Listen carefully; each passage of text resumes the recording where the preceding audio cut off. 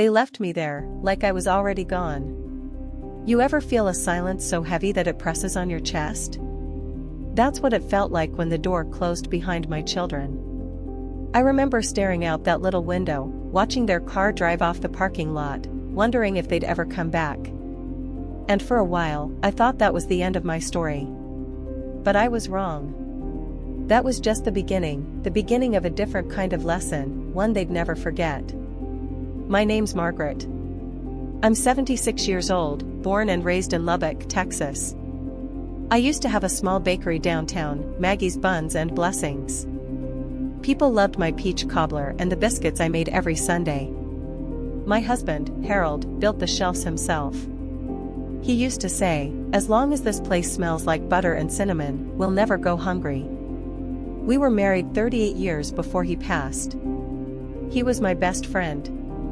When he died, I didn't cry much at the funeral. I saved my tears for the nights when the house went quiet. But I kept living. For my children, David and Ellen. Everything I did after that was for them. I sold the bakery when times got tough, worked part-time at a grocery store, and still made sure they went to college. You see, when you're a mother, you don't think about yourself. You just keep giving, hoping that one day, when your hands tremble and your knees ache, the love you poured out will find its way back to you. I really believed that. I truly did. It started small. I fell in the kitchen once, nothing serious, just a bruise. But it scared them. David said, "Mom, you shouldn't be living alone anymore." I told him, "Honey, I'm fine. I've been living alone for 30 years. But he wouldn't listen. A week later, they came with boxes. Smiling too much, that fake kind of smile you give when you've already decided something. I didn't even realize they were packing my life away. My curtains, my photographs, Harold's old chair, everything just disappeared into cardboard and tape. They said it was temporary. I still remember the drive. David tried to make small talk. "You'll love this place, Mom. They've got bingo nights and gardens." I just looked out the window. When we reached the nursing home, a nurse came with a wheelchair. I told her, "I don't need that, dear." She smiled politely, like she'd heard it 1,000 times. They settled me into a small room. The walls smelled like bleach and lavender. When it was time for them to leave, I hugged my son a little longer than usual. He patted my back like I was a stranger. "We'll visit soon, Mom," he said. I nodded. I didn't say a word. Because deep down, I knew what soon meant. Soon meant never. The days all blurred together. Breakfast, medicine, bingo, television, sleep.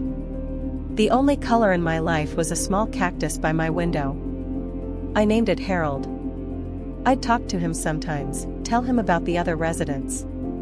There was Nora, who always wore pearls, and Ben, who pretended he'd been a cowboy.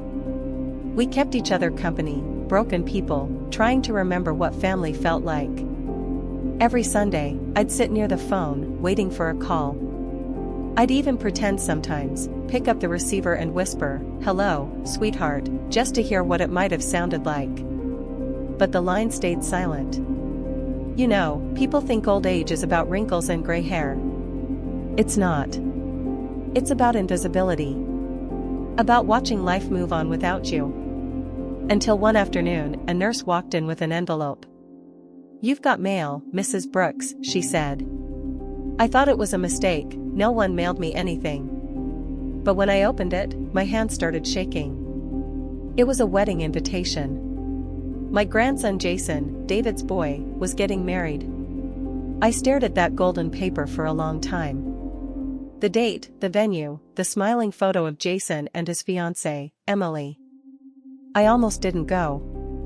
But something inside me whispered, "Go, Margaret. Go and remind them who you are."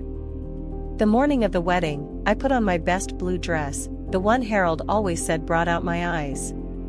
The nurses helped me curl my hair, and I pinned on my old brooch, that little golden heart. I didn't have a car, so I took the bus. People stared, an old woman in a dress holding a small white box wrapped with silver ribbon. I smiled back. Let them stare. When I reached the venue, oh, it was grand. Chandeliers, music, laughter echoing through marble halls. For a second, I almost turned around. But then I thought, no. I deserve to be here. I walked in quietly. A few heads turned. My daughter-in-law's smile tightened when she saw me. David froze, then forced a grin. "Mom, you made it." I said, "Of course, dear.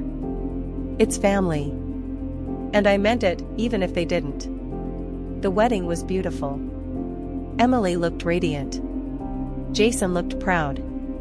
During the vows, I couldn't help but tear up. I thought of Harold standing beside me all those years ago, how simple love used to be. When the ceremony ended, they moved to the reception hall. People danced, toasted, laughed. I sat alone at a corner table, sipping water and watching. No one came to talk to me. But I wasn't sad anymore. I'd cried all my tears already. I was calm. Because I knew, my moment was coming. When the music stopped, the host called out, "Now it's time for gifts and blessings." One by one, people went up, hugging, handing envelopes, saying their wishes. Jason finally turned toward me. "Grandma," he said softly, "I didn't think you'd come." Well, I smiled, I couldn't miss my grandson's big day. Everyone turned to look. My son and his wife stood there, hands folded, pretending nothing had happened between us. I stood up slowly. My knees shook, but my heart was steady. I said, "Before I give my gift, I'd like to say something." The hall went quiet. When my husband passed, I promised I'd always be there for my family. I kept that promise, even when it meant giving up everything I had. But when I got old and weak, that same family forgot I existed. They left me in a home, and never looked back. You could hear a pin drop. My son's face went red. I took a deep breath and continued. But not everyone forgot me. Someone came to visit, Emily's parents. They brought flowers. They brought kindness. They treated me like I mattered. I turned to them, handed over the envelope, and said, "So this is my wedding gift, $250,000. For you. Because love, real love, deserves to be rewarded." Gasps. Murmurs. The music had stopped. The bride's mother covered her mouth in disbelief. Jason looked stunned, unable to speak. And my son, oh, he just stood there frozen. I smiled, looked him in the eye, and said, "You left me with nothing, so I decided to leave you the same." Then I turned, and I walked out of that hall. No drama. No tears. Just peace. On the bus ride back, I looked out the window at the setting sun. I didn't feel proud. I didn't feel guilty either. I just felt free. Like I'd finally closed a chapter that was stuck open for too long. A few days later, the bride's parents came to visit me at the nursing home. They brought cake and pictures from the wedding. We laughed, shared stories, and for the first time in a long time, I felt like I belonged somewhere again. They've been visiting ever since. Sometimes with Emily, sometimes alone. They call me Mom. Isn't that something? You know, if you've listened this far, thank you. I didn't share my story for pity. I shared it so maybe, just maybe, someone out there remembers what love really means. So before you click away, do me a favor. Call your parents. Visit your grandma. Tell them you love them. And if my story touched your heart, tap that like button. Share it with someone who needs to hear it. And subscribe, because I've got more stories to tell, and each one might just remind you what family's supposed to be. I still live in that same nursing home. My cactus, Harold, is still by the window. Every morning, sunlight hits it just right, and I whisper, "We made it, didn't we?" Sometimes I see my children's names flash on the caller ID. I don't always answer. Not out of anger, just peace. I've forgiven them, but forgiveness doesn't mean forgetting.